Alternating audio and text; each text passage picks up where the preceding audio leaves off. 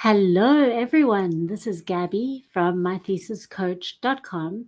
And in today's video, I thought I would look at something a little bit more tangible and practical. So very often in my videos, which you can find on my YouTube channel if you haven't subscribed yet, but on my videos, I talk about sort of the thesis concepts and skills and tips, but I talk about them more in the abstract. So I say the kinds of things we should be doing, but don't necessarily actually show you what these look like. So what I thought I would do today is talk about one of my favorite things, literally, which is research questions. But I thought that how I would talk about them is by showing you two sets of my research questions, which I used for my thesis. Now, so in a second, I'm going to show you a screen, and the left column, my left, your left, well, the one on the side of this hand is going to be my first version of my research questions, which I went into my thesis studies thinking that this is what I'm going to research. So that was the first version. What you're going to see in the other column, and this one over here, is how these changed. And by the time I submitted my proposal, this is what my research questions look like. So I'm going to show both of these to you together.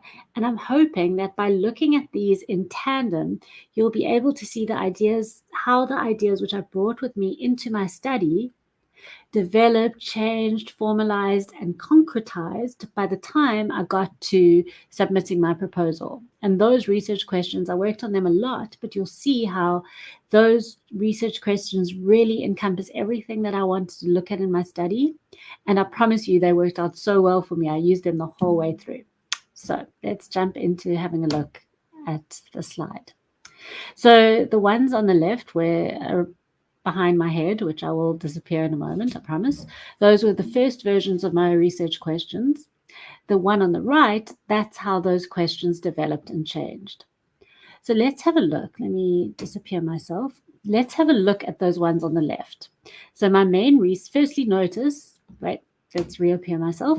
Firstly notice that how the research questions are laid out. There's one main question, and there's several sub-questions there. So that's a very good way to go about organizing your research questions. That was the first thing to notice. But then, right, there I go again. Have a look there. So you can see originally my main question, and don't worry about all the crazy acronyms. That's obviously not so important for you. But if you have a look there, it said, how do final year EBE students construct and understand their employability? And there were a few sub-questions there. How do students locate themselves in relation to the concept of employability? In what way do their backgrounds affect the construction of employability? How do their experiences contribute to the constructions of employability? You can see a lot going on here about constructions of employability. That was clearly trending in my brain at the time. What are key issues that differ in the way the students construct their employability, and how does their construction, okay, you're getting the drift. So that was my first version. Now have a look, and I can reappear myself for this one. Now look at how those had developed by the time I submitted my proposal. So my central question then was, in what ways can participation in an undergraduate course prepare electrical engineering students for the workplace? And if you have a look at my sub-questions, you can see terms and phrases are sounding a little bit more theoretical there. So now what structural and cultural emergent properties operate at UCT and in the NVS PCS pairing? That was the set of courses that I looked at. What are the pedagogic characteristics of the NVP pairing that condition the development of discursive identities for students? How does the engineering discourse embodied by the course pairing relate to actual workplace practices? And what are the constraints and enablements that students encounter in the development of a discursive identity of engineering? Okay, those are big words, and they might be, you probably won't understand them unless you are like me, who spent 5 years figuring this stuff out. But what I want you to notice are the difference between the first version of those research questions and then how those research questions developed over time. The first thing that's probably jumping out for you is that in the left column, the original ones, it's kind of more narrative and descriptive. I'm not yet using that language that you can see in the second one, like structural and cultural emergent properties or discursive identities or pedagogic characteristics, discourse. Those words they are the sort of theoretical, conceptual words which I spent such a long time during my proposal understanding. And then by the time I came to handing in my proposal, I had understood those concepts to such a degree that and using them would help me better make sense of the phenomenon that I wanted to look at. So you can definitely see a jump in terms of how I pulled the theories and concepts that I'd focused on into my research questions. So that might be something that you want to do. Also, just have a look at that main question. So first I said, how do final year EBE students construction understand their employability? Second, I said, in what ways can participation prepare electrical engineering students for the workplace? So notice the difference. The first one was very much looking at, okay, what's going on with these final year students? Whereas my second one is more about the potential of what could it do. You can see it opens it up. Whereas that first question was quite narrowly looking at one group, saying how did they do it? The second question encompasses that, but more so it says, how could it potentially help something?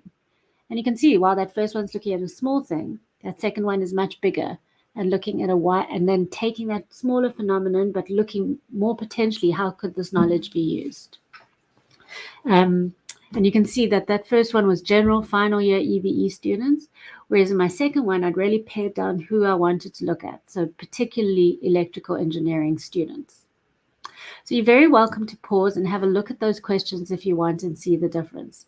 But why I was sharing those with you is because I wanted you to see that while I was going about developing my proposal over time, it wasn't just about thinking, how am I going to do it? What am I going to do? Chucking in some literature. I really spent time on those research questions, thinking, how can I make sure that these questions are really going to help me better understand this phenomenon I'm looking at?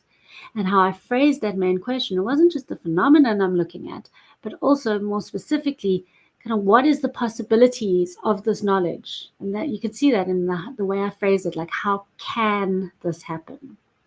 And so really the message that I want you to take out of this is, firstly, I'll leave these on if you want to have a look, but firstly, theory can be incredibly helpful. Theories and conceptual ways of seeing the world can be really helpful in helping you understand your phenomenon, and you might want to actually pull it into your research questions. But secondly, how these questions don't just appear perfect at the first go at all. They take a lot of work, a lot of thinking, and that thinking work is a really challenging but so vital thing that you're going to be doing when you're putting together your proposal.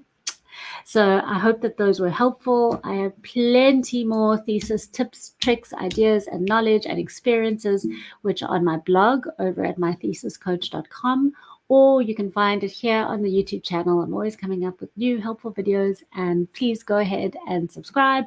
And I hope that I'm wishing you lots of thesis luck and joy going ahead. Cheers.